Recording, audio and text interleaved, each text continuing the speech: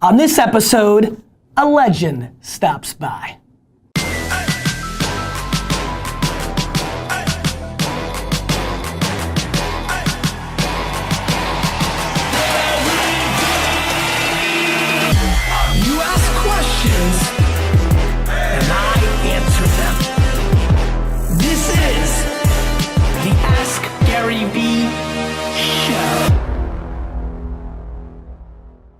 What's up, everybody? This is Gary Vaynerchuk, and this is episode 212 of the Ask Gary V Show.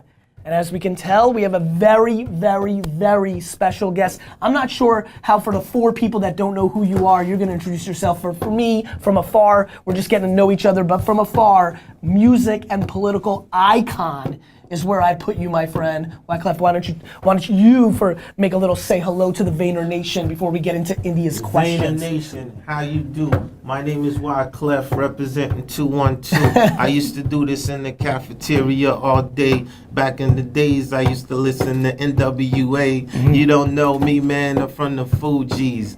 Born in Haiti, raised in Brooklyn, New York City, then moved to New Jersey. That is natural. This is what we used to do, like in the cafeteria. By the way, I just want to say, kicked us out. You know what I mean? Like, yo. If I could naturally do that, I'd have 17.9 million followers on Instagram. That's incredible. Wyclef to the principal's office now. When did you realize you had that ability? When did that first happen?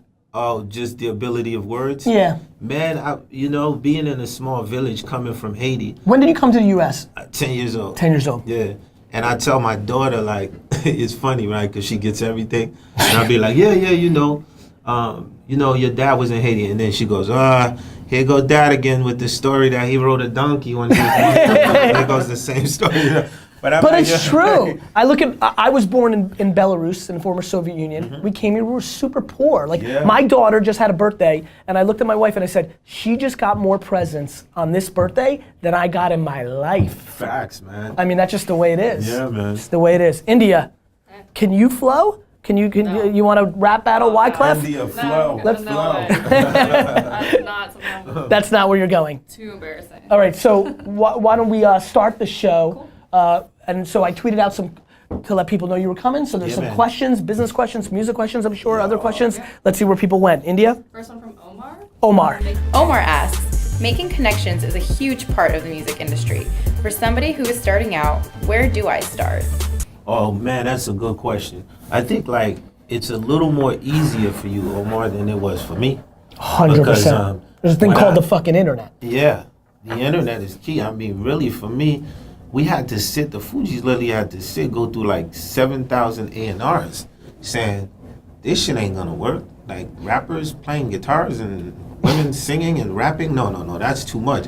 So with the internet, you can actually build your own audience. And you were going through that process, I'm trying to think now, that was happening in 91, 2, and 3, before 4 and 5? It seems like it was 94, 3, 4, 5 when it happened? It was going 93, 94. Do you know how weird it is? 1993, a group shows up with an acoustic guitar, and we talking about we hip hop, we from the hood, and then you have one girl, and Clef grabs his guitar, and another kid's a rocker, and I start playing guitar, and Lauren starts to sing John Lennon, Imagine. Then I go into a freestyle. Can you imagine someone who's A&Ring that time? Yeah, they know. Do you know what I mean? So the beautiful thing about the internet right here is that you get to create your world. And if your music or whatever you're doing is really original, it's going to find its key audience, because through the internet, we've learned it's a big universe, right? So you got your crowd. I completely agree with him, and I say this all the time. The best way to sell is for people to come to you, right? And the fact that there are things now like Musical.ly and Snapchat and Instagram and all the other platforms we know, the fact that you can actually produce music, put it on SoundCloud, and actually serendipitously walk into shit because somebody heard it or shared it and changed your world, that's just incredible. Like, people didn't have that opportunity. There are so many. How many Fugees, how many, I'm dying to ask you this question. How many very talented musicians do you think did not get discovered in the 50s, 60s, 70s, 80s, and 90s because there was just only so many A&R people? They maybe lived in Memphis, they maybe lived in Haiti, they maybe lived in Belarus. Like, in your opinion, do you believe that if you are great, it would have just happened? Or do you think in the 50s, 60s, 70s, 80s, and 90s, a generation that we don't grow up anymore, there were actually real big time talents that never got their opportunity because they just didn't have the luck of being in the right place at the right time? Yeah, but you know what's funny about what you said, right? Is you see the music of the 50s, the 40s, the 60s, the 70s was a different thing because people wasn't worried about show business. Right. People was more worried about The music. the music. You see, so this is how we know of Thelonious Monk. This is how we could go back to Muddy Waters. Like, Bibli don't go, Bibli. It wasn't really about, because think about it now. Whenever we, this generation, want inspiration out as a producers, and we go, I'm in the studio with Avicii, Okay. right? And we sitting in winter in Stockholm. It's dark, right? Yeah. So we're sitting there, and you know, and we're talking about chords and progressions. And what's the reference? We go back to freaking like Ray Charles, Georgia. So it's like at the end of the day, I just think that we have to understand that the idea of the Fugees was musicality. It wasn't like, oh man, we about to do something to get put on so people Right. know who we were. Man, if you listen to the first Fuji album, it's called Blunted on Reality. The whole album start off with a poem where the Ku Klux Klan is trying to come and invade this generation. And we talking about we are not going for that. Allow that. Yeah, so if you're trying to be in the music business, this is not the first message that you want to put out. So I think that the key to everything, whether if it's art, whether if it's, you know, you think of like a Picasso, like when you look at that piece, or think of Basquiat when you look at a piece, or just think of Miles Davis' Bitches Brew. Like no one's thinking about, so the idea is we have to think 1,000 years from now, like, is this conversation going to be relevant? And I really think that that's my key, like with this generation, and that's the only thing that I tell them. I'm like, yo, y'all spitting out hits every second on Musically. My daughter's singing a new song, right? Yep. The new one is and then she you know, and then she puts me on Musically. She's like, come on, Dad. Not bootleg. No, Dad, you're doing it wrong. Come Yep. back again. So Third take. third take. And then what I noticed is like after 70 songs are playing. I said, Angelina, who's this artist? She's like, I don't know. She don't know, but she knows this song. So I think if we can push more musicality, to your point, because there are badass artists out there. They are on the internet, you know what I mean? And we just have to focus Don't you on think? musicality. Don't you think these platforms give musicality a better chance? Because back to your point, you brought musicality, and the human being that was thinking business is like, who wants this black guy playing a guitar and the girls sing? Like, right? That's what stopped musicality. And now the open platforms, I actually think give musicality a real opportunity. Yeah, sexy black guy. Respect. Yeah, respect. yeah. All right, India, let's move this. Next one from Alexander. Alexander. Alexander asks, what are some essential things to do and to avoid when it comes to personal branding? From my standpoint, the thing that, it's really, it's so funny. I make my parallels. I know you probably don't know a lot about this backstory, but I was in the wine business and I came out and made YouTube videos when YouTube first came out.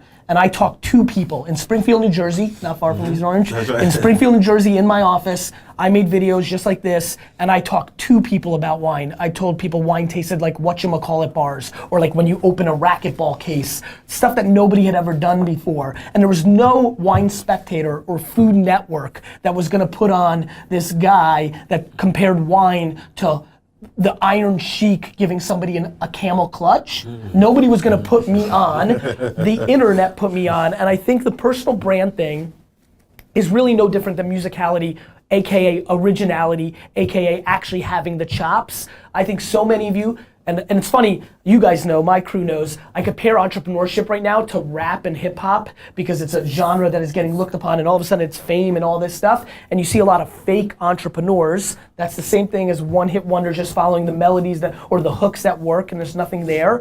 I think the number one thing to building a brand, a personal brand, the number one to do is to be you 24/7, 365, forever, never waver, regardless. You know, money and fame doesn't change you, it exposes you. So, it's binary, 1 and 0. Be yourself 24/7, 365, and the thing not to do is alter that in any shape or form. Facts, man. yo, in hip hop, we call that you just spit some bars. I'll take it. Now I'm good. Bars, Take that. man. Put that quote card everywhere. All right, let's move it. Brian? Oh, video. Yeah. Good job, India. Hey Gary V, hey Wyclef, how you guys doing? Thank you very much for taking my question. My name is Brian Rips. I'm a musician and entertainer from New York City. For the last 10 years, I've been making my living writing songs and traveling the country playing for people. One of the biggest lessons I've learned is how to take no for an answer and press on. I'm curious to hear from both of you what some of the biggest no's you've encountered in your career are and how you overcame them and moved on to conquer them. Great question. Oh, that's Very nice. That was well done. great guitar player too. You know how happy that guy is right now? So happy. Hell, man, you killing that guitar. He's in New York. I'm not sure. Actually. Yeah, I think he said. Yeah. I think he Yo, said. do me a favor right now, This is man. big. Hit me at. Okay, we're gonna do this. Let's make this big. I want it. Now you got to deal with this. No, listen. No, They have to deal with this with me all the time. Let's do I this. love it. Do it No, big. Let's do this. Go ahead. Right, when you come see me, In Jersey. we come chill. Don't worry, I'm gonna have grass and everything. No worries. You bring the wine. I'm bringing the wine. So why don't we bring the homie in? Done. Let's Brian- bring him in. Brian Let's bring Rips. Brian in, Yep. and we could do a Amazing. little jam Done. session. Okay, that'd be cool. So this is what I'm thinking. Dreams are made This on the is Ask cool. I Gary mean, Vee he's really show. great. But to his question, man, I would say the no factor is a motivation factor, and the thing about it is it goes back to what you say. So every day you constantly have to prove yourself. Only But as good as your last at bat. You're proving yourself to yourself. Always remember that. Because the day that you wake up and you say, man, I'm already good on piano, I'm already good on guitar, I done wrote 50 songs, I don't need to write anymore, that's the day you're finished. Finished. Because the thing that keeps us as human beings going is creativity. The day that we lose that, we completely lose ourselves. So to your point, it's just about each one teach one and constantly being inspired.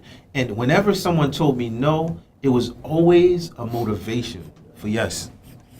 I couldn't agree more. I mean, you know, again, so many of you watch my content, only as good as your last at bat, chip on the shoulder. You know, like, I would say that I'm wired, I'm curious how, I'm surprised how much I like sticking it to the mark. I'm very competitive. Do you find yourself competitive? You have to be. Like, naturally. You know, like to me, I've talked a lot about loving to lose. I do. Like, there's no, for some reason, Stefan, you know this when we play basketball in the morning. Like, when I lose, I'm like weird. I'm like, I like it. Like, I have like this, like there's a feeling that I want to, it motivates me so much. I truly believe that the thing that separates so many people is people are scared of the no and the loss. They think it's a scarlet letter, and what that does is it makes them not go. You know, I love the way he said, when I get no's, I push through. For me, my early childhood, to answer you directly, because two guys that like to philosophize, I'll go right into it. My early childhood was probably my biggest adversity. I didn't have the same adversity of like being a minority or gender or things of that nature. I didn't have a whole lot of money, but the big thing that I had was I was getting D's and F's. So I was making $3,000 a weekend selling baseball cards in the malls of New Jersey. Wow. But I was getting D's and F's as a 13, 14-year-old, and everybody thought I was a loser. My teachers, my friends' parents, because that's when school was the game. And so for me, like the market, the world was telling me I wasn't good, and everything inside of me told me I was gonna be good. I don't think you can win unless you love yourself first. And so I think you're right about it being a one-on-one game inside your own dome. And so for me, my adversity was early on, because once I hit the market, once my entrepreneurial flair came out, my first year of running my dad's business, I grew it substantially. It was over before it started. So, you know, adversity, you know, I think the thing that's most interesting to me is if this company doesn't do well next year, if my next 5 investments don't do well, if my next prediction is that, you know, blah, blah, blah is gonna be huge and it isn't, well then I'm not as good anymore. I'm fascinated by the music industry. 3, 4 good albums in a row, iconic set, 1 bad album, like, it's amazing. You're just as good as your last at bat. That's right. I mean, think about it. I mean, in our business, we say 10 million is a championship ring, right? Okay. So like, so to be able to sell 10 million a few times and to do it for different people, right? Yes. Not yourself. Yes. So, because this is another thing. Okay, cool, you can make money, but can you make other people money? Because the key is, if you can make other people money, you create social entrepreneurship. That's right. And from Scale. that's right. And then, so for me, that's definitely part of, so for me in my business, I remember when we did this score, I got scared after we sold 10 million. Because crazy, right? I said, no disrespect to Menudo. or like, no, I'm not dissing. I love Menudo, New Kids on the Block. I love them because they're watching it. Yep. I love them. But I was like, holy shit, like we're a pop group now. So Yep. I disappeared, man. Got an apartment on 66th Street and 3rd. And I was like in a small room. And I was like, I have this thing called the Carnival. And I was like, I have to do this thing. And I was Now. like, it's artsy, I have to do this thing. And then from there, God landed me Destiny Child, Beyonce and them, right? Somebody was like, yo, we love the Carnival. There's these 4 girls in the hotel room, and we need you to just go see them. And then I went to this hotel. Let me ask you a question about that hotel room. Was that a moment where you just understand immediately, like did you immediately understand Beyonce had real big time talent, or did that develop, like, just for you, one man, I mean some people, I'm just curious how, story time. I think for me, I have a knack. Like Lauren as a kid, Yeah. 14, 15. She's from Maplewood? Yeah, Maplewood, New Right by Jersey, it, right Columbia, right? Yep. So I get this gift from the church though. It's like purely, and the church called me the choir director. I can find a singer in 2 minutes. I'm like, oh, this is the singer that's gonna sing lead. So definitely when I first saw Beyonce, I was like, wow, right? What do I remember about Beyonce the most? I'll tell you. And she watching, she know. Thanks for watching, B. Yeah, every, and this is like, this taking me back, right? So Destiny Child was opening up for me, Is that right? right? Watch this. But every time Destiny Child got off the stage and I went on, Beyonce was always on the side studying the show. Now people be like, man, why is she so invincible? She's so invincible because she's a student of the game. She put in the work. Right?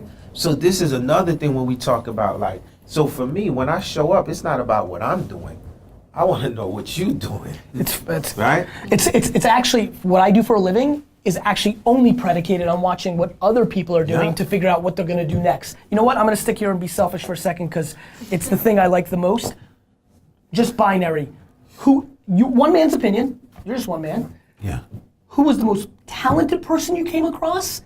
And who was the hardest working person you've come across? Right now, so far, in your journeys, in your industry, So far, I'm just right? curious. Yeah, just so far, I'm just real curious. And I know, like, I'm sure this is not what you think about every day, and it might not come that easy, or like as you debate Well, I in mean, your head. for me, it's a setup question. Okay. Because I know Carlos Santana watching this right now. Of course, Carlos, thank you.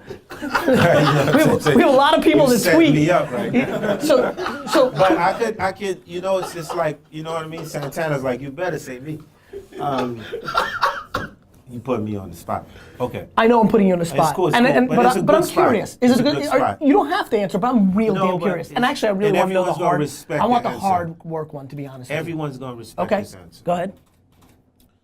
For me, the hardest working person that I've came across in my entire life so far will have to be Michael Jackson. Because, and then this is why I tell you, right? So when you hard working, you're like moving at the speed of light, but somehow you aware on everything going on with the culture and everything. Like you know everything at real time. Like, cause you Michael, man, you're like in Asia somewhere. So why you calling me? And then you're like, yo, you know, I was just watching this TV and I was like, who's this guy, you know, gone to November? You know, I think I'm being pranked and I hang up the phone. The first time Michael calls back, I'm like, holy shit, this fucking Michael Jackson. And yo, this guy scheduled literally shows every day, somehow finds time to land at Sony Studio, come up the elevator, come see me, sit down, and that whole day changed my life. Ever since that, I just see music totally different on the perception because I'm like, yo, this Michael Jackson. And he's sitting there normally, and he's giving me the rhythms while he's sitting there. And I know the dude is coming from a, you know, the flight has to be super long. And he's sitting there now, he's like, yo, this is how I'm hearing the bass, this is how I'm hearing the drums with his whole body. And I'm like, yo, it's freaking Michael. And, right, man, yo, dude, when I tell you I'm tripping. So for me, I would say this is the coolest thing about Michael, man. It's so then we in the room, the two of us.